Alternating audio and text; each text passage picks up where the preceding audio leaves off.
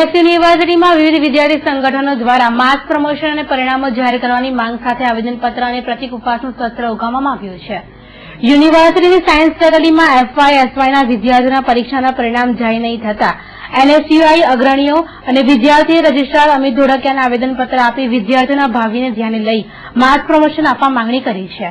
First semester થી અત્યારે fourth semester લગીને 3-4 વાર એક્ઝામ આપી છતાં એમના રિઝલ્ટ રિપીટ થયા છે. એટલે એનો મતલબ તો એ જ કે સિસ્ટમ અપગ્રેડેડ નથી. જે એમકે સિસ્ટમ એમને લાવી છે તેમને અપગ્રેડ કરવી જોઈએ. કાં તો એ લોકો રિઝલ્ટ ચેક કર્યા વગર એના રિઝલ્ટ મૂકી દે છે.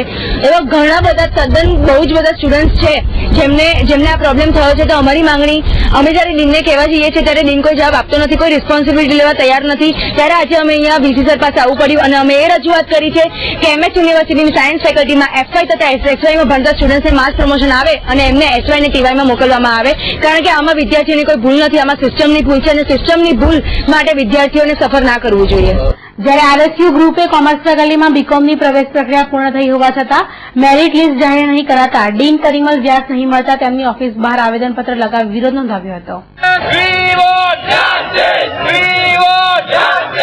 સફિશિયન્ટ જેટલી લિસ્ટ આવી નથી, બસ એ લિસ્ટ કેમ ડિલે થાય છે એનું રીઝન માંગવા આજે અમે કોમર્સની મેન બિલ્ડિંગ પર આંદોલન કર્યું આરએસયુની ટીમે. અમારી માંગણી એ છે કે અત્યાર સુધી આવું કદી નથી થયું કે આટલું બધું ડિલે થયું હોય સબમિશન પ્રોસેસમાં. અત્યાર સુધી કોમર્સની college BCom FY BCom start થઈ જોઈએ તે પણ હજી સ્ટાર્ટ નહીં થયું છે. સબમિશનના ઠેકાણા નથી. તો આ લોકો ક્યારે સબમિશન ડેટ બહાર પાડશે ને ક્યારે એકચ્યુઅલમાં સ્ટડી સ્ટાર્ટ કરશે ને ક્યારે એક્ઝામ લેવાશે. તો બીજી બાજુ સાયન્સ ફેકલ્ટીમાં એફવાયના વિદ્યાર્થીઓનું પરિણામ જાહેર નહીં થતા એફવાયના વિદ્યાર્થીઓને એસવાયમાં પ્રમોટ કરવાની માંગ સાથે આકાશ પટેલ, જયમીન પટેલ સહિતના વિદ્યાર્થીઓએ પ્રતિક ઉપવાસ આંદોલનનું સત્ર ઉગામ્યું છે. વાઈફાઈ કરાવ્યું છે, આ કર્યું છે. અમારે નથી જોઈતું વાઈફાઈ જેવી સુવિધાઓ નહીં હોય તો ચાલશે, પણ પહેલા સ્ટુડન્ટના સામાન્ય પ્રોબ્લેમ જોવા કે રિઝલ્ટ આવવા જરૂરી છે.